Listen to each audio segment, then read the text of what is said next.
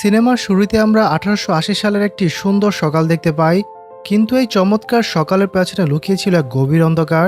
শহরের নাম রোজ ক্রেক। গির্জার ভেতরে জড়ো হয়েছিল শহরের সব মানুষ, চোখে মুখে তীব্র আতঙ্ক, আর আলোচনার কেন্দ্রবিন্দুতে একটাই নাম, লুইস বোক।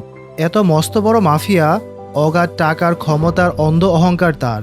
সে আজ রোজ ক্রিক শহরের প্রতিটা জমি নিজের কবজা নিতে চায়, কিন্তু শহরের মানুষ, তারা জমি বিক্রি করতে নারাজ। জমি দিলে খাবে কি তারা? আর বোক, সে তো জমির দাম দিচ্ছে একেবারেই পানির দরে। গির্জার ভেতরে যেন পিনপন নীরবতা, সবাই চিন্তিত। কেউ বলছে বোকের কথা মেনে নেওয়াই ভালো, আবার কারো কণ্ঠে প্রতিবাদের সুর, আমরা এক হলে বোক কিছুই করতে পারবে না। ঠিক তখনই ভিড় ঠেলে এগিয়ে এলো ম্যাথিউ, শহরের অন্যতম ধনী ব্যক্তি সে। সবাইকে সাবধান করে সে বলে উঠল, শোন, বোগের কাছে আছে তার পোষা গুন্ডার পুলিশ, তার সামনে দাঁড়ানোর মানে নিশ্চিত মৃত্যু। বুদ্ধিমত্তার কাজ হবে একটাই, আমরা বোগের সাথে আমাদের জমি দাম নিয়ে কথা বলি, সে আমাদের যে টাকা দেবে তা দিয়ে অন্য কোথাও গিয়ে জমি কিনে নেব। কিন্তু না, তাদের মধ্যে একজনও ম্যাথিউর কথা একমত হলো না। ম্যাথিউ আবারও হুঁশিয়ার করলো, আমাদের জানা আছে তো যে আমাদের পাশের শহরে বোক কতটা সন্ত্রাসী চালিয়েছিল। তার রাস্তায় যেই আসে বোক তাকে শেষ করে দেয়। শহরের মানুষ এবার ফেটে পড়ল ক্ষোভে। আরে ভাই, তুমি তো অনেক ধনী, তাই তুমি যে কোনোভাবে দিন পার করে নেবে, কিন্তু আমাদের কি হবে যারা শুধুমাত্র নিজের জমির উপর বেঁচে আছে? তর্ক বিতর্ক চলছিলই, আর তখনই সেখানে এসে হাজির হলো বোগের লোকেরা, যাদের হাতে ছিল বেশ বড় বড় বন্দুক। গির্জার ফাদার বাধা দিয়ে বললেন গির্জার ভেতরে বন্দুক আনা নিষেধ, কিন্তু কে শুনে কার কথা? তারা কারো একটি কথাও না শুনে চারদিকে ছড়িয়ে পড়ল, আর ঠিক পরের মুহূর্তেই সেখানে প্রবেশ করলো স্বয়ং লুইস বোক। এসে ফাদারকে এক ধাক্কায় পেছনে সরিয়ে সোজা উঠে এলো স্টেজে।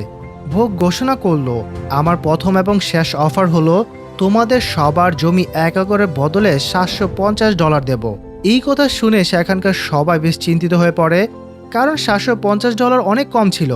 $750 তো আধা একর জমিও আসে না, আর সে পুরো 1 একর কিনছে $750।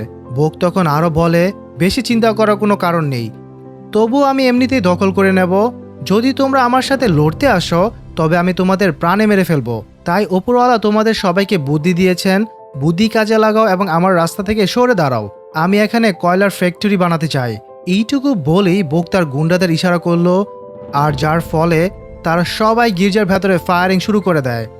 এটা দেখে সব নাগরিক আতঙ্কে পড়ে যায়। বোক চূড়ান্ত আলটিমেটাম দিয়ে বলে, আমি 3 সপ্তাহ পর ফিরে আসব। যে ব্যক্তি তার জমি দিতে রাজি হবে সে $750 পেয়ে যাবে, আর যে রাজি হবে না তার মালিক তো উপরওয়ালাই। এতটুকু বলেই সে গির্জা থেকে বেরিয়ে আসে, আর বাইরে আসতেই ভোগের লোকেরা গির্জার ভেতর দাও দাও করে আগুন লাগিয়ে দেয়। এইসব দেখে শেষমেশ আর চুপ থাকতে পারল না ম্যাথিউ। ভোগকে সে বলতে শুরু করে, তুমি কেমন ধরনের মানুষ? তুমি ভাড়ার গুন্ডার পুলিশদের টাকা দিয়ে নিজের দলে নিয়ে কি করছো? তুমি তো নিজেকে উপরওয়ালা মনে করতে শুরু করেছো, উপরওয়ালাকে ভয় পাও। আর এই কথায় ভোগের অনেক রাগ উঠে যায়। সে সাথে সাথে ম্যাথিউর বুকে পরপর 3টি গুলি করে, যার ফলে বেচারা ম্যাথিউ মারা যায়। ম্যাথিউর স্ত্রী এমা ছুটে এসে কাঁদতে শুরু করে, কিন্তু তখনই আমরা দেখি যে বোক আশেপাশে দাঁড়িয়ে থাকে বেশ কয়েকজন নাগরিককেও গুলি করে প্রাণে মেরে ফেলে। সেখানে এই দৃশ্য সবাই দেখছিল। এরই মাঝে বোক রোজ ক্রিক শহরের শেরিফের কাছে আসে এবং তাকে বলতে শুরু করে এই লাশগুলো 3 দিন এখানে পড়ে থাকতে দেবে, যাতে এইসব নাগরিকের মনে আমার প্রতি আরো বেশি ভয় তৈরি হতে শুরু করে। আর এরপরই বোক সেখান থেকে চলে যায়। এরপর সিন চেঞ্জ হয়, আর স্ক্রিনে এন্ট্রি নেয় এক দুর্দর্শ বাউন্টি হান্টার, নাম স্যাম চিজম। বাউন্টি হান্টার মানে টাকা নিয়ে মানুষকে খুন করা, আর সেই মানুষটা হবে ক্রিমিনাল। সে এতটাই বিখ্যাত ছিল যে সে যখনই কোনো ছোট্ট শহরে আসতো সবাই তাকে চিনে ফেলতো। সবাই বেশ ভয় পেয়ে যেত, কারণ তাদের জানা ছিল যে সে আজ কাউকে না কাউকে মারতে অবশ্যই এসেছে। এরই মধ্যে সে তার ঘোড়া থেকে নেমে একটি মদের দোকানের ভেতরে চলে যায়। সেখানে সে বারের মালিককে বলে, আমাকে সবচেয়ে দামি মদটা দাও। বারের মালিক তাকে জিজ্ঞেস করতে শুরু করে, আরে স্যাম, তোমাকে তো অনেকদিন পর দেখলাম, সব ঠিকঠাক আছে তো? কারণ সবাই বলে যে যেখানে স্যাম যায় সেখানে শুধু লাশই থাকে। স্যাম একটু হাসে, আর পরের মুহূর্তে সে বারের মালিককে গুলি করে প্রাণে মেরে ফেলে, এবং সাথে সাথে তাদের ওপর গুলি চালিয়ে দেয় যারা সেই বারের মালিকের সঙ্গী ছিল, এবং তাদের সবাইকে মেরে ফেলে। আর সে বারের মালিককে মারার এই কারণই ছিল যে সে একজন মহিলাকে ধর্ষণ করে নির্মমভাবে হত্যা করেছিল, আর তার মাথার উপর বাউন্টি রিওয়ার্ড থাকায় স্যাম চিজম তাকে মেরে সে অপরাধের বিচার করে। সেখানে উপস্থিত এক ব্যক্তি যার নাম ছিল জস ফ্যারাডে, সে এইসব দেখে ভয় পাওয়ার বদলে বেশ অবাক হয়, কারণ সে নিজেও একজন অনেক বড় বাউন্টি হান্টার ছিল। এত বেশি গুলি চালার কারণে বারের ভেতরে থাকা সবাই সেখান থেকে পালাতে শুরু করে। স্যাম যখন পেছনে ঘোরে তখন জশ তাকে বলে, যাই বলো, তোমার লক্ষ্য অনেক চমৎকার। স্যাম তার কথায় কোনো উত্তর না দিয়ে বার থেকে বেরিয়ে আসে। এরপর আমরা জশ ফ্যারাডেকে দেখি যে সব মৃতদেহের পকেট থেকে টাকা চুরি করছে এবং বারের পেছনে দরজা দিয়ে পালাতে শুরু করে। কিন্তু তখনই দুজন লোক তার মাথায় বন্দুক ঠেকিয়ে তাকে নিজেদের সাথে চলতে বলে। এখানে অন্যদিকে আমরা স্যাম চিজমকে দেখি যে তার ঘোড়া চড়ে শহরের বাইরে যাচ্ছিল। ঠিক তখনই তার কাছে এমা আসে। আর হ্যাঁ, এটা হলো সে এমা যার স্বামীকে সিনেমার শুরুতে বুক মেরে ফেলেছিল। এমা তার ভাই টেডির সাথে এসেছিল। এমা স্যামকে বলে, আমি আপনার নাম অনেক শুনেছি, তাই আমার আপনার সাহায্য চাই। আমি চাই আপনি কাউকে মেরে দিন। স্যাম তখন তাকে বলে, এখন আপাতত আমার কাছে অনেক কাজ আছে, তাই তুমি 8 মাস পর যোগাযোগ করো। এর জবাবে এমা বলে ওঠে, আমি আপনাকে পুরো $500 দেব। এটা শুনে স্যাম চমকে যায়। স্যাম বলে, আসলে মারতে হবে কাকে? এমা দৃঢ়কণ্ঠে জবাব দেয়, বোককে। স্যাম থমকে যায়। লুইস বোক? তোমার মাথা তো খারাপ হয়ে যায়নি তো? সে একা কোনো মানুষ নয়, বরং তার পুরো আর্মি আছে। তার সাথে লড়তে হলে আমার কাছে অন্তত 50 থেকে 100 জনের লোক থাকতে হবে। আমি একা তাকে মারতে পারবো না। এর জবাবে এমা বলে, ঠিক আছে, আপনি যত বেশি প্রফেশনাল কিলার হায়ার করতে পারেন ততজনকে হায়ার করুন। আমি পর থেকে $100 করে দেব। এই বিপুল অঙ্কের টাকার কথা শুনে স্যাম বোককে মারতে রাজি হয়ে যায়। পরের দৃশ্যে আমরা জশ ফ্যারাডেকে দেখি, যাকে সে 2 গুন্ডা সবার থেকে আলাদা নিয়ে গিয়ে বলতে শুরু করে, তোমার কাছে যা কিছু আছে বের করো, কারণ আমাদের জানা আছে যে তুমি বারের সব মানুষের টাকা চুরি করেছো। ফ্যারাডে একদম শান্তভাবে বলে, আচ্ছা ঠিক আছে, আমার জানা আছে যে বন্দুক তোমাদের কাছে আছে, তোমরা আমাকে 1 সেকেন্ডের মধ্যে উড়িয়ে দিতে পারো। তাই আমার একটা কথা শোনো এবং আমার একটা ছোট্ট ম্যাজিক ট্রিক দেখো। সেই 2 গুন্ডা একে অপরের ভাই ছিল। বড় ভাই বলতে লাগলো, এ আমাদের বোকা বানাচ্ছে এবং আমাদের সময় নষ্ট করছে। এর জবাবে ছোট ভাই বলে, আরে ভাই, ফ্রিতে একটি ম্যাজিক ট্রিক দেখছো, এতে সমস্যা কোথায়? চলো, তুমি যা দেখাতে চাচ্ছ তাই করো। এর পরের মুহূর্তে ফ্যারাডে কিছু তাস বের করে এবং সেগুলোকে শাফেল করতে শুরু করে। জাদুতে মুগ্ধ হয়ে যেই তাদের মধ্যে একজন মনোযোগ সরে যায়, ফ্যারাড সাথে সাথে তার খুলি উড়িয়ে দেয়। এটা দেখে দ্বিতীয় লোকটি হতবাক হয়ে যায়, কারণ তার বড় ভাইকে তার চোখের সামনে ফ্যারাড প্রাণে মেরে ফেলেছিল। ফ্যারাডে তার গলাতে বন্দুক ঠেকিয়ে রেখেছিল। ফ্যারাডে শীতল কণ্ঠে বলে, আজকের পর থেকে আমাকে বিরক্ত করলে এর পরিণতি কিন্তু ভালো হবে না। এতটুকু বলেই ফ্যারাডে তার কানে গুলি মারে এবং তাকে ওখানে ছেড়ে চলে যায়। পরের মুহূর্তে সে নিজের ঘোড়াকে নেওয়ার জন্য আস্তাবলে আসে। সেখানে এক বামন লোক তাকে বলতে লাগলো যে, তুমি আমার ঋণ শোধ করনি, তাই এই ঘোড়া এখন আমার হলো। যখন তুমি আমার $12 শোধ করে দেবে তখনই সেই ঘোড়াটি নিয়ে যেও। এটা শুনে ফ্যারাডে বলে, দয়া করে আমাকে 3 দিনের সময় দাও। কিন্তু সে লোকটি তাকে বলতে লাগলো, তুমি আমাকে বোকা মনে করছো নাকি? 3 দিন হোক বা 3 বছর, যখন তুমি আমাকে টাকা দিয়ে দেবে পরের মুহূর্তে নিজের ঘোড়া নিয়ে যাবে। এইটা শুনে জশ ফ্যারাডে বেশ হতাশ হয়ে পড়ে। আর ঠিক এরই মধ্যে সেখানে স্যাম চিজম আসে এবং সে বামন লোকটাকে বলতে লাগলো, এই ঘোড়া এখন আমার হলো। এটা শুনে সে বামন লোকটা বলে, দেখো ফ্যারাডে, সত্যি বলতে আমি এই ঘোড়াটি বিক্রি করে দিয়েছি। স্যাম সাথে সাথেই বলে, এবং কেনার লোকটি আমি। স্যাম ফ্যারাডেকে বলে, আমার জানা আছে যে তুমি 1 নাম্বার মাতাল আর এখন করার মতো তোমার কাছে কোনো কাজ নেই। তাই কেন না তুমি আমাদের সাথে একটি মিশনে চলো, যার বদলে তোমাকে অনেক টাকা দেওয়া হবে। জশ বলে, কত টাকা? স্যাম বলে, পুরো $100। এটা শুনে জশ হতবাক হয়ে যায় এবং সাথে সাথেই তাদের সাথে যেতে রাজি হয়ে যায়। এরপর আমরা সেই 4 জনকে দেখি, যাদের মধ্যে স্যাম, জশ, এমা এবং তার ছোট ভাই টেডি ছিল। তারা নিজেদের দল বড় করার জন্য একটি অন্য শহরে যাচ্ছিল। তখনই স্যাম জশ ফ্যারাডেকে বলে, আমি এবং এমা একদিনের জন্য ব্যাসকেস নামের একটি শিকারীর কাছে যাচ্ছি, আর তোমাকে ঠিক 1 দিন পর লুনা শহরের ভেতরে আমার সাথে দেখা করতে হবে। আর মনে রেখো, তোমাকে এখন সোজা লুনা শহরেই যেতে হবে। সেখানে গুডনাইট নামে একজন মানুষ থাকবে, তাকে বলবে যে আমাকে স্যাম পাঠিয়েছে এবং আমাদের বেশ গুরুত্বপূর্ণ একটি মিশনে যেতে হবে। আমরা 1 দিন পর ব্যাসকেসকে নিয়ে লুনা শহরেই চলে আসব। তো এখন তারা দল বড় করার জন্য বেরিয়ে পড়ে। স্যাম এবং এমা ফ্যারাডে আর টেডি থেকে আলাদা হয়ে যায়। তারপর তারা জলদি জলদি ব্যাসকেসে বাড়িতে পৌঁছে যায়। সেখানে ভেতরে যেতেই আমরা দেখি যে সেখানে কোনো একজনের লাশ পড়েছিল। এমা এটা দেখে বেশ ভয় পেয়ে যায়। সে কিছু ভাবতে পারার আগেই ভ্যাসকেস তাকে একটি দড়ির সাহায্যে ধরে নিচে ফেলে দেয় এবং স্যামের দিকে বন্দুক তাক করে। ভ্যাসকেস যখন বুঝতে পারে যে এ অন্য কেউ নয় বরং স্যাম, তখন সে সাথে সাথে তাদের দুজনের কাছে এই আচরণের জন্য ক্ষমা চাইতে থাকে। এর জবাবে স্যাম বলে, কোনো ব্যাপার না, আমাদের এখন একটি বেশ গুরুত্বপূর্ণ মিশনে যেতে হবে। ব্যাসকেস মুচকি এসে বলে, চলো অন্তত কিছু মজাদার তো হবে, এমনিতেও 3 বছর ধরে এখানে বোরিং জীবন কাটাচ্ছি। এর পরের মুহূর্তে আমরা জশ এবং টেরিকে দেখি, যারা লুনা শহরের ভেতরে চলে আসে। সেখানে তারা দেখলো যে দুজন মানুষের মাঝে শুটিংয়ের প্রতিযোগিতা হচ্ছে। তাদের মধ্যে একজনের নাম থাকে বিলি। হ্যাঁ, বিলি এতটাই ট্রেন ছিল যে সে তার বন্দুক এবং বেল্ট নিচে ফেলে দেয়। এটা দেখে তার প্রতিযোগী হাসতে শুরু করে। সে বলে, মনে হয় আজ বিলি মরার উদ্দেশ্যে নিয়ে এসেছে।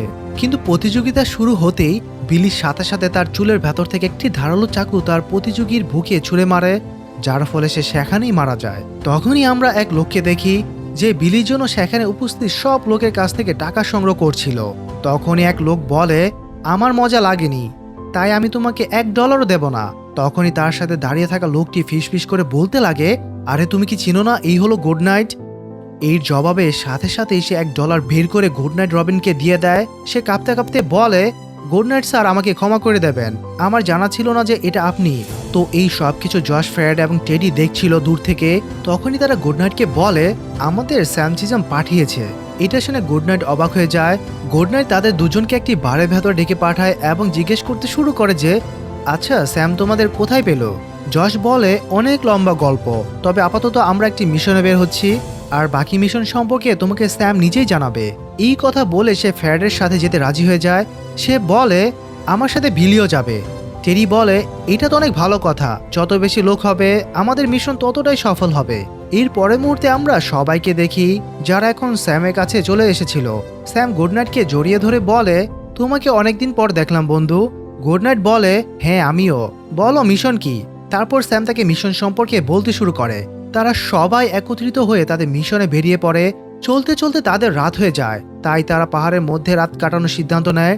সেই পাথরগুলোর উপর তাদের ঘুম তো আসছিলই না, কিন্তু তারপরও কোনোভাবে সে রাতটা কাটিয়ে যায়। সকাল হতেই যখন সবাই ঘুমাচ্ছিল, তখনই হঠাৎ করে সেখানে গুলি চালার আওয়াজ আসে। সেই আওয়াজ শুনে সবাই নিজেদের বন্দুক নিয়ে অ্যালার্ট হয়ে যায়। তারা দেখছিল যে এখানে গুলি কে চালালো। তখনই সেখানে জ্যাক নামের একজন শিকারী আসে। তাদেরকে বলে, ভয় পেও না, আমি এবং আমার বন্ধু তোমাকেই খুঁজছি। সে জ্যাককে বলে, আমাদের সেই বামন লোকটি তোমাদের মিশন সম্পর্কে কিছু বলেছে। যে বামন লোকটির কাছে ফ্যারাডে ঘোড়া ছিল, এবং আমাকে এটা শুনে বিশ্বাস হয়ে যায় যে তোমরা অন্য কারোর পেছনে নয়, বরং বুককে মারতে বের হয়েছ। তাই দয়া করে আমাদের নিজেদের সাথে নিয়ে নাও, কারণ বুক আমাদেরও শত্রু। এটা দেখে স্যাম এবং বাকিরা খুশি হয়ে যায়। পরের মুহূর্তে আমরা দেখি যে সবাই এখন দ্রুত রোজ ক্রিক শহরের কাছে পৌঁছে গেছে। তারা যখনই রোজ ক্রিক শহরে প্রবেশ করে, তখন তারা দেখলো যে ওই গির্জায় সব দিক থেকে পুড়ে গেছে। তারা শহরের ঠিক মাঝখানে আসতেই সেখানে ভোগের লোকেরা শেরিফকে ডেকে নেয়। এখানে স্যাম বিলির সাথে শেরিফের কাছে চলে আসে। শেরিফ তাদেরকে বলে, আপনাদের কি চাই? স্যাম বলে, আমার ভোগের সাথে দেখা করতে হবে। শেরিফ বলে, ভোগ এমনি এমনি কারোর সাথে দেখা করে না, তোমাকে আগে ভোগের সাথে দেখা করার জন্য আবেদন করতে হবে। এর জবাবে স্যাম হেসে উত্তর দেয়, আবেদনের কথা এমনভাবে বলছো যে যেন আমি প্রধানমন্ত্রীর সাথে দেখা করতে যাচ্ছি। ওটা শুনে শেরিফ এবং তার সঙ্গীরা রেগে যায়। তারা সাথে সাথে স্যামকে বলে, নিজের অস্ত্র ফেলে দাও এবং আমরা তোমাকে গ্রেফতার করছি। স্যাম বলে, গ্রেফতার? সেটা কি কারণে? শেরিফ বলে, ভোগকে অপমান করার জন্য। কিন্তু তখন স্যামও রেগে যায় এবং তাকে বলতে শুরু করে, একটু নিজের আশেপাশে নজর ঘোরাও, চারদিকে শুধু এবং শুধুমাত্র আমারই লোক, আমরা চাইলে তোমাদেরকে একে একে প্রাণে মারতে পারি। এটা শুনে শেরিফ এবং তার সঙ্গীরা হাসতে শুরু করে। শেরিফের সাথী বলে, তুমি আমাদের মেরে ফেলে ভোগ তোমাদের 14 গোষ্ঠী শেষ করে দেবে। এটা শুনে স্যাম বলে, ভোগের মতো কাপুরুষের সামনে আমাদের মতো পুরুষরা কখনো মাথা নত করে না। এতটুকু বলে স্যাম একটি ইশারা করে, যার ফলে রেড হারভেস্ট তার তীর ভোগের গুন্ডার বুকে গেঁথে দেয়। ব্যাস এতটুকুই ছিল, আর সেখানে সব দিক থেকে ফায়ারিং শুরু হয়ে যায়। ওই 7 জন এতটাই শক্তিশালী এবং ক্ষিপ্ত ছিল যে তারা এক একে সব পুলিশের সাথে ভোগের সব গুন্ডাদের মেরে ফেলে। কিন্তু আমরা গুডনাইটকে দেখি, যে জানি না কিভাবে বেশ ভয় পেয়ে যায় এবং সে ফায়ার করতে পারছিল না, কিন্তু বাকি 6 জন তাদের রাস্তায় আসা প্রতিটি লোককে শেষ করে দেয়। তখনই আবার সিন শিফট হয় গুডনাইটের ওপর, যার একদম কাছ দিয়ে এক লোক ঘোড়ায় বসে শহর থেকে পালাতে শুরু করে। কিন্তু গুডনাইট ওই লোকটির ওপর ফায়ার করতে পারে না। জশ তাকে বলে, চলো তাড়াতাড়ি ফায়ার করো, না হলে সে তোমার শুটিং রেঞ্জের বাইরে চলে যাবে। গুডনাইট অনেক জোর লাগায়, কিন্তু তারপরও সে ওই লোকটির উপর ফায়ার করতে পারে না। তখনই গুডনাইটের কাছে বিলি আসে। সে বলে, রাইফেল জ্যাম হয়ে গিয়েছিল, এই কারণে ফায়ার হয়নি। যার ঠিক পরপরই ওই 7 জন শহরের মাঝখানে চলে আসে। এবং তারা দেখলো যে শহরের শেরিফ এখন এক জায়গায় লুকিয়ে আছে। স্যাম বলে, তাড়াতাড়ি বাইরে এসো এবং নিজের ব্যাচ নিচে ফেলে দাও, ওটার যোগ্য তুমি না। শেরিফ একদম তাই করে। শেরিফ ভয়ে কাঁপতে কাঁপতে বলে, তোমরা যা করছো না তার পরিণতি মোটেও ভালো হবে না। বোক আগামী 2 সপ্তাহের মধ্যে এখানে আসার কথা ছিল, কিন্তু এখন সে 7 দিনের মধ্যে এখানে চলে আসবে, আর তার সাথে পুরো আর্মি থাকবে। স্যাম বলে, আমরা তো এটাই চাই যে একবার তার সাথে মোকাবেলা হোক আর সে শেকড় থেকে উপড়ে যাক। শেরিফ বলে, তোমাদের জানা আছে যে বোককে? স্যাম বলে, আমার এটা জানার প্রয়োজন নেই যে ওই কাপুরুষটা দেখতে কেমন। তুমি আমাদের বার্তা পৌঁছে দিও এবং বলবে বোক একজন সবচেয়ে বড় বাজে এবং কাপুরুষ মানুষ, আর বলবে যত লোক পারে তত লোক যেন আনে, আমরা তার অপেক্ষা করব। এরপর শেরিফ সেখান থেকে চলে যায়। পরের দিশে আমরা এমাকে দেখি, যে নিজের ঘোড়ায় চড়ে শহরের ভেতরে আসে। সে সব নাগরিককে বলে, আপনারা কিসের ভয় পাচ্ছেন? দেখুন, এখন এখানে বোকের একজন লোকও বাঁচেনি, তাই সাহস দেখান এবং বাইরে আসুন। এবার গিয়ে সব নাগরিক এক একে তাদের ঘর থেকে বাইরে আসে। সেখানে স্যাম তাদের সবাইকে বলতে লাগলো, আমরা আজ বোককে বেশ কড়া জবাব দিয়েছি, তাই বোক এখন চুপ করে বসে থাকবে না। সে 6 দিনের মধ্যেই পুরো ফোর্সকে এই শহরের সামনে দাঁড় করিয়ে দেবে। তাই আজকের দিনটা শান্তিতে ঘুমান। কাল সকাল হতেই যে ব্যক্তি লড়তে জানে সে আমাদের কাছে চলে আসো, কারণ যখন বোক আর্মি নিয়ে আসবে তখন আমরাও নিজেদের আর্মিকে তার সামনে দাঁড় করাতে পারবো। এরপর ওই সব লোক ফিরে যায়। সন্ধ্যা হতেই ওই 7 জন বেশ মজায় খাবার উপভোগ করছিল। জশ বলে, দোস্ত, আমার ভয় লাগছে, কিন্তু ভেতর থেকে ফিলিংসও আসছে যে আমরা ভোগের মোকাবেলা করতে পারবো। স্যাম বলে, করতে পারবো মানে তুমি কি বলতে চাচ্ছ? দেখো, আজ আমরা ভোগের 25 জন লোককে মেরে ফেলেছি, কাল 200 জন আসবে, তো তাদেরও মেরে ফেলবো। এরপর সে রাত পার হয়ে যায়। সকাল হতে আমরা বেশ কিছু মানুষকে দেখলাম যারা ভোগের ভয়ে ওই শহর ছেড়ে সেখান থেকে পালাচ্ছিল, কিন্তু তারপর বেশ কিছু মানুষ তাদের সাথে লড়তে রাজি হয়ে যায়। এবং পরের দিন থেকেই ওই 7 জন সেই সব নাগরিকদের লড়াই করার ট্রেনিং দিতে শুরু করে, কিন্তু তাদেরও এখনও কোনো বিশেষ প্রগ্রেস দেখা যাচ্ছিল না। তখনই আমরা গুডনাইটকে দেখি, যে সবাইকে বলে, তোমরা এত মানুষ হয়েও এখনো পর্যন্ত একটি লক্ষ্যভেদ করতে পারোনি। মন তো চাইছে আমি তোমাদের নিজেদের হাতে মেরে ফেলি। এটা শুনে জশ ফ্রাইডের সাথে সাথে গুডনাইটের কাছে আসে এবং তাকে বন্দুক দিয়ে বলতে লাগে, সবার আগে শিক্ষককে একটি ডেমো দেওয়া উচিত। এর জবাবে গুডনাইট বলে, মনে হয় তুমি কালকের বিষয়টা খুব সিরিয়াসলি নিচ্ছ। আমি তাকে এই কারণেই মারিনি কারণ আমাদের বুলেট বাঁচাতে হবে। কিন্তু জশ বলে, আমার তো এমনটা মনে হয় না, আমার মনে হয় যে তুমি কোনো কাজেরই নও। এই কথা বলে সে গুডনাইটকে বলে, সবাই দেখছে আর তুমি শুট করো। এটা শুনে গুডনাইট সাথে সাথে স্যামের দিকে তাকায় এবং নিজের বন্দুক লোড করে 7টি বুলেটই ঠিক নিশানায় মারে, যা দেখে সেখানে উপস্থিত সব মানুষ হতবাক হয়ে যায়। জশ এখন বিশ্বাস করে ফেলে যে গুডনাইট রবিন কোনো সাধারণ মানুষ নয়। আর এটা দেখে আপনাদের মনে হতে পারে এটার কি বিষয়, কিন্তু তখনকার সময় স্কুপ ছাড়া স্নাইপারের নিশানা লাগাতে বেশ স্কিলফুল হতে হয়। এখানে সবাই একে অপরের চেয়ে সেরা ছিল। তারা 6 জন গুডনাইটের এই স্কিল দেখে বেশ অবাক হয় এবং তাদের সাহসও বাড়ে, কারণ এমন একজন মানুষ তাদের দলে আছে। পরের মুহূর্তে আমরা তাদের সবাইকে দেখি যারা শহরের অনেক দূরে দাঁড়িয়ে প্ল্যান বানাচ্ছিল। স্যাম বলে, আমরা শহরের 3 দিক থেকে বেড়া লাগিয়ে দেব, শুধু সামনের রাস্তায় খোলা থাকবে যাতে বোগের আর্মি সামনে থেকে আসে এবং আমরা তাদের সবাইকে সহজে মারতে পারবো। এর ঠিক পরপরই তারা 7 জন মিলে চলে যায় ভোগের কাছে থাকা একটি কয়লার খনিতে, যেখানে তারা ভোগের লোকদের মেরে সমস্ত ডায়নামাইট এবং বিস্ফোরক ভারত নিয়ে নেয়। তারপর তারা সব ভারত নিয়ে রোজক্রেক শহরের ভেতরে চলে আসে এবং অনেক বড় বড় বোমা বানিয়ে জায়গায় জায়গায় লাগিয়ে দেয়। এরপর আমরা ভোগকে দেখি, যার কাছে শেষমেশ শেরিফ পৌঁছে গিয়েছিল। ভোগ বলে, তুমি বলেছ যে মাত্র 7 জন লোক আমার 25 জন লোককে প্রাণে মেরে ফেলেছে। শেরিফ কাঁপতে কাঁপতে বলে, ভোগ সাহেব, আমাকে মাফ করবেন, কিন্তু ওই 7 জন লোক কোনো সাধারণ কেউ নয়, ওরা পর থেকে এক একটা আস্ত জমদূত। ভোগ এটা শুনে বেশ রেগে যায়। তখন ভোগ ঠান্ডা গলায় বলে, তাহলে আমাকে মাফ করে দিও শেরিফ, তুমি যখন এতগুলো লোক নিয়ে একটা কাজও ঠিকমতো করতে পারোনি, তখন তুমি আমার কোনো কাজের আর নও। এই কথা বলা মাত্রই ভোগ নিজের বন্দুক বের করে শেরিফকে গুলি করে মেরে ফেলে এবং সাথে সাথে তার আর্মিকে নির্দেশ দেয় যে যত মানুষ পারো ততজনকে একত্রিত করো এবং জলদি রোজক্রেক শহরের দিকে বেরিয়ে পড়ো। আমি নিজেও 7 জনকে প্রাণে মারব। পরের দিন সকালে আমরা এমাকে দেখি যে নিশানা লাগানোর প্র্যাকটিস করছিল, কিন্তু তখনই সেখানে জশ ফ্রাইডে আসে এবং এমাকে বলতে লাগলো, তোমার নিশানা তো অনেক ভালো, এটা তোমাকে কে শিখিয়েছে? এমা বলে, আমার স্বামী ম্যাথিউ। জশ বলে, আমাকে ক্ষমা করে দিও, আমার উদ্দেশ্য তোমার মন খারাপ করা ছিল না। এমা বলে, কোনো ব্যাপার না, আপনাদের কারণেই তো আমার স্বামীর বদলা নিতে পারবো। এরপরই সিন কাট হয়ে যায় এখন সবাই নাগরিকদের দিনরাত প্র্যাকটিস করিয়ে কাল সকালের জন্য অপেক্ষা করছিল, কারণ তাদের 6 দিন পূর্ণ হয়ে গেছে। আর সকাল হতেই বোক এখানে যে কোনো সময় চলে আসতে পারে। তারা শেষবারের মতো বেশ মজা হাসি ঠাট্টা করছিল, কারণ তারা খুব ভালো করে জানতো কালকের ওই ভয়ঙ্কর যুদ্ধের পর তাদের মধ্যে কে বাঁচবে আর কে মরবে, আর তার কোনো নিশ্চয়তা নেই। ভ্যাসকেজ সবাইকে বলে, দেখো আজ আমরা একটি মুরগি খাচ্ছি, কাল হতে পারে আমাদের লাশগুলো পোকামাকড় মজা করে খাবে। তার কথা শুনে বাকি সবাই হাসতে শুরু করে। এরপর সে রাত পার হয়ে যায়। সকাল হতে সবাই নিজের পজিশনে চলে যায়। তারা বাচ্চাদের এবং মহিলাদের একটি বেসমেন্টের ভেতরে লুকিয়ে রেখেছিল।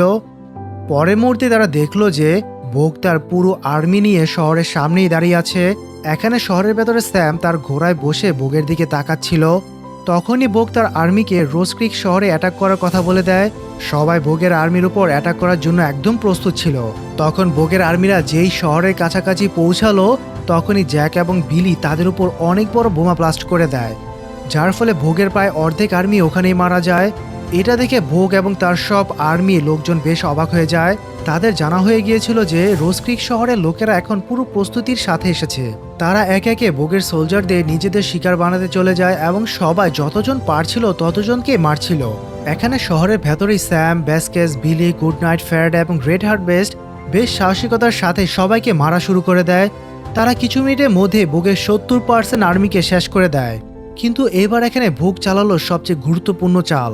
সে সাথে সাথেই তার brand new machine gun load করলো এবং শহরের উপর এলোপাতাড়ি ফায়ারিং শুরু করে দিল, যার ফলে এখন রোজ ক্রিক শহরে অনেক লোক অনেক বাজেভাবে মারা যায়। এখন মেশিন গানের কারণে সব রোজ ক্রিক শহরের নাগরিক এবং ওই 7 জন যেখানে পারছিল সেখানেই লুকানোর চেষ্টা করতে লাগলো। কিন্তু তখনই আমরা দেখি যে মেশিন গানের বুলেট শেষ হয়ে গেছে এবং মেশিন গান অনেক বেশি গরম হয়ে গিয়েছিল। এই সুযোগের ফায়দা উঠিয়ে এখন সবাই পুনরায় নিজেদের পজিশনে চলে আসে। আমরা দেখলাম বিলি এবং গুড নাইটকে, যারা এখন একটি টাওয়ারের ওপর নিজেদের পজিশন নিয়ে নিয়েছিল। এখানে অন্যদিকে জ্যাক টেডিকে বাঁচানোর জন্য একটি বারের ভেতরে ঢুকিয়ে দেয়, কিন্তু তখনই তার পেছন দিক থেকে জ্যাকের একটি তীর লেগে যায়। জ্যাক যেই ঘুরলো তো আরেকটি তীর তার বুকে গিয়ে লাগে। সে দেখলো যে এই আর অন্য কেউ নয় বরং রেড হার্ভেস্টের গোত্রের এক লোক। জ্যাক তাকে চাকু দেখিয়ে তাকে লড়াইয়ের জন্য চ্যালেঞ্জ করলো, কিন্তু সে জ্যাককে আরও 2টি তীর মেরে বেচারা জ্যাককে প্রাণে মেরে ফেললো। এখন আমরা দেখি যে শহরের সব বাচ্চা এবং মহিলা এখন শহর ছেড়ে পালাচ্ছিল, কারণ তাদের মনে হচ্ছিল যে বোককে মারা অসম্ভব। তখনই সেখানে আমার কাছে রেড হার্ভেস্টের গোত্রে একটি লোক আসে, যে আমাকে মারতেই যাচ্ছিল। তখনই রেড হার্ভেস্ট তাকে পেছন থেকে এসে নিজের সাথে লড়তে বলে। ওই দুজনের লড়াই শুরু হয়ে যায়, কিন্তু রেড হার্ভেস্ট এতটাই স্কিল ফাইটার ছিল যে সে 3বারের মধ্যে লোকটিকে প্রাণে মেরে ফেলে এবং আমার প্রাণ বাঁচিয়ে নেয়। এখন আমরা আবারও বোককে দেখি যে পুনরায় নিজের মেশিন গান রিলোড করে নিয়েছিল এবং সে আবার শহরের উপর ফায়ারিং করা স্টার্ট করে দেয়। এখন মেশিন গান থেকে ত্যক্ত হয়ে জস স্যামকে বলে, আমাকে কাভার করো যাতে আমি ওই মেশিন গানকে শেকড় থেকে উপড়ে ফেলতে পারি। এতটুকু বলে জস তার ঘোড়ায় বসে এবং বোগের দিকে চলতে থাকে। পেছন থেকে বিলি, স্যাম, ভ্যাসকেজ এবং গুড নাইট জসকে কাভার করছিল। তারা বোগের প্রত্যেক লোককে একে একে মারতে থাকে। বোগ এই সবকিছু দেখে নেয়। বোগ বলল, ওখানে ওপরে গির্জায় ফায়ারিং স্টার্ট করো। যেখানে বিলি এবং গুড নাইট ছিল, তারা যেই গির্জার ওপর ফায়ারিং স্টার্ট করলো তো টাওয়ারের উপস্থিত বিলি এবং গুড নাইট দুজনেই বেশ কয়েকটা গুলি লেগে যায় এবং গুড নাইট টাওয়ার থেকে নিচে পড়ে যায়। তো তখনই এভাবেই বিলি এবং গুড নাইটের মৃত্যু হয়ে যায়। এখানে আমরা দেখলাম জসকে, সে আস্তে আস্তে করে বোগের দিকে এগোচ্ছিল, কিন্তু বোগের কমান্ডার তার উপর শুট করে তাকে নিচে ফেলে দেয়। জস সাহস না হারিয়ে আস্তে আস্তে করে বোগের মেশিন গাড়ির দিকে এগোতে শুরু করলো, কিন্তু বোগের কমান্ডার তার উপর আরো 2টি গুলি করে দেয়। সে যেই তার কাছে আসলো, জস তাকে গালি দিয়ে বলল, তোমাদের সবার মৃত্যু মোবারক হোক। এতটুকু বলেই জস একটি ডায়নামাইট জ্বালালো এবং মেশিন গানের কাছে ছুড়ে দিল, যার ফলে সেখানে অনেক বড় একটি ব্লাস্ট হয়, যে ব্লাস্টের কারণে জস এবং ওই মেশিন গান ধ্বংস হয়ে যায়। তো এখন বোগের আর্মি প্রায় শেষ হয়ে গিয়েছিল। এখানে বোগের কাছে 2জন কমান্ডার ছিল, যারা বোগের সাথে শহরের ভেতরে আসে। ভোগ বলে, আমার মনে হয় যে সবাই মারা গেছে, তাই তোমরা এক এক দোকান ভালো করে চেক করো। তার 2 লোক যেই প্রথম দোকানে প্রবেশ করলো তো স্যাম তাদের সাথে সাথেই প্রাণে মেরে ফেললো এবং স্যাম বোগের সামনে এসে দাঁড়ালো। এখন ওই দুজনের মাঝে শুটিং এর কম্পিটিশন হচ্ছিল। বোগ যে স্যামের উপর ফায়ার করতে চাইলো তো স্যাম সাথে সাথে ভোগের হাতে গুলি করে দিল, যার ফলে ভোগ মাটিতে পড়ে যায়। ভোগের জানা হয়ে গিয়েছিল যে সে এখন অনেক বিপদে পড়ে গেছে, তাই ভোগ জলদি সেখান থেকে পালিয়ে গির্জার ভেতরে চলে আসে, কিন্তু স্যাম তার পেছনে ফায়ার করে তাকে নিচে ফেলে দেয়। স্যাম সাথে সাথে ভোগের কাছে আসে এবং তাকে বলতে লাগলো, তোর ওই জমানো কালো টাকা থেকে এই শহরের সমস্ত মানুষের পাওনা কড়াগুন্ডা চুকিয়ে দে। ভোগ বলে, আমাকে ক্ষমা করে দাও, আমি তোমার কথা সব মেনে নিচ্ছি। কিন্তু এটা ভোগের চাল ছিল। ভোগ দেখলো যে স্যাম এখন তার কথায় এসে গেছে, তাই ভোগ তার একটি ছোট্ট বন্দুক বের করলো এবং স্যামের উপর ফায়ার করতেই লাগলো। কিন্তু তখনই পেছন থেকে এমা চলে আসে, যে তার শটগান থেকে ভোগের ওপর ফায়ার করে তাকে প্রাণে মেরে ফেলে। এভাবেই শেষমাস এমা নিজের হাতে তার স্বামীর খুনিকে মেরে তার প্রতিশোধ সম্পন্ন করে। এরপর স্যাম এমাকে নিয়ে বাইরে চলে আসে, যেখানে আমরা দেখি ব্যাসকেসকে, যে রেড হারভেস্টের সাথে ঘোড়ায় বসে স্যামের কাছে আসে। স্যাম জিজ্ঞেস করলো বিলি, জশ, গুডনাইট এবং জ্যাক কোথায়, তারা বেঁচে আছে কিনা। এর জবাবে বেসকেস বলে তাদের মধ্যে কেউ বেঁচে নেই। ওই চারজনের কুরবানি এবং বেশ কয়েকজন গ্রামবাসীর কুরবানির কারণে ভোগের মতো মাফিয়া মারা যায়। সবাই এখন পুনরায় শহরের ভেতরে ফিরে এসেছিল, যেখানে স্যাম, বেসকেস এবং রেড হারভেস্ট শেষমেশ তাদের মিশন পূরণ করে সেখান থেকে চলে যায়। শহরবাসীরা জশ, বিলি, গুডনাইট এবং জ্যাকের কবরকে শহরের ঠিক সামনে বানিয়ে রেখেছিল, যাতে তাদের সবসময় মনে থাকে। আর এরই সাথে সাথে রোমাঞ্চকর, রক্ত গরম করা, আবেগে ভরপুর এই অসাধারণ মুভিটির গল্প এখানেই শেষ হয়ে যায়। তো এই ছিল আজকের মুভির এক্সপ্লেনেশন। যদি তোমাদের গল্পটি ভালো লেগে থাকে তবে অবশ্যই একটি লাইক দিবে। দেখা হবে পরে কোনো গল্পের সাথে, ততদিন ভালো থাকবে, সুস্থ থাকবে। ধন্যবাদ।